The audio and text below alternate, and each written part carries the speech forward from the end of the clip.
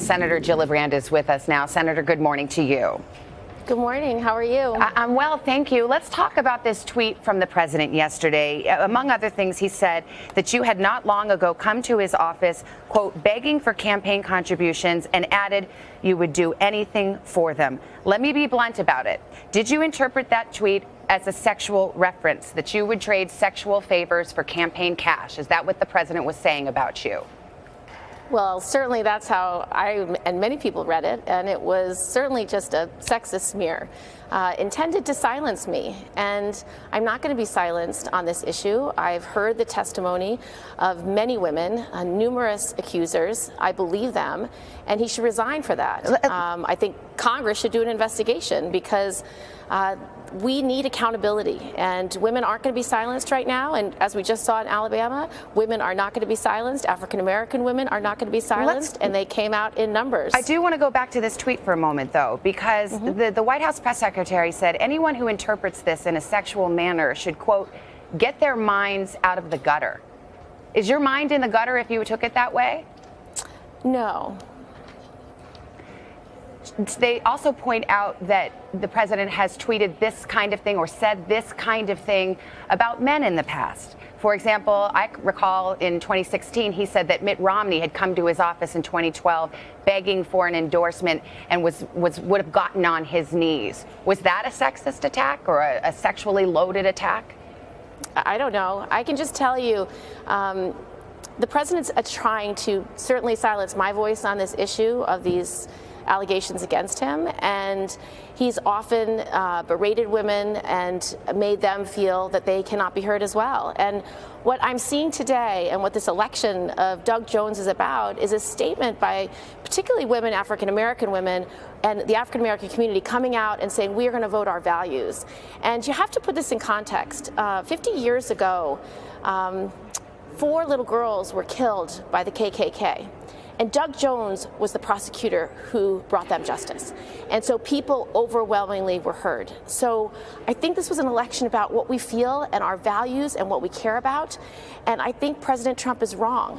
He is a bully, and he's been attacking different people across this country since he's been president. And since the Women's March, women have stood up, have fought hard, have spoken out about their beliefs, and they've not stopped. And so I think that is a testament to this election, and because of it, I have hope for this country. Some of the accusers of President Trump have come forward again recently, this week, publicly, because obviously they came out before the election and he was still elected, and the White House points to that a lot. Do you think times have changed in a year such that these accusations will be listened to in a different way now? Yes, I do. I think this is a moment in time unlike any other. With the Me Too movement, women are feeling the ability to tell what happened to them, some of the worst moments they've lived, and tell it publicly. And that is powerful, and it is affecting everything, and people are looking for justice. You are seeing quick justice, whether it's in Hollywood or in corporate America or in Congress. And so what we can do is make sure that we continue to speak out, and that's what women are doing, and they're speaking out in the millions across this country. Let me go back to the tweet for a moment, and let me be devil's advocate. Bear with me here. The president tweeted this after you called for his resignation and essentially said you believed those who were calling him someone who sexually assaulted them and molested them and harassed them. That's a tough political attack. You played hardball. Doesn't he have the right to do the same? The president says whatever he wants whenever he wants.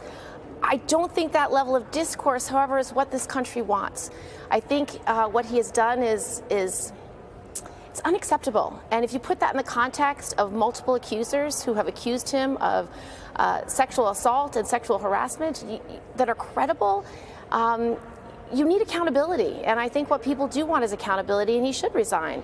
And if he's unwilling to, Congress should investigate. That's our job, oversight and accountability. And I think the American people want this. I think they want a country that they are proud of. And I think that's what this election was about, the fact that people wanted to vote for their values and what they care about. Well, it's obviously something people will be talking about today, that election in Alabama. Senator Kirsten Gillibrand, it's good to have your perspective. We appreciate your time. Thank you. Thank you.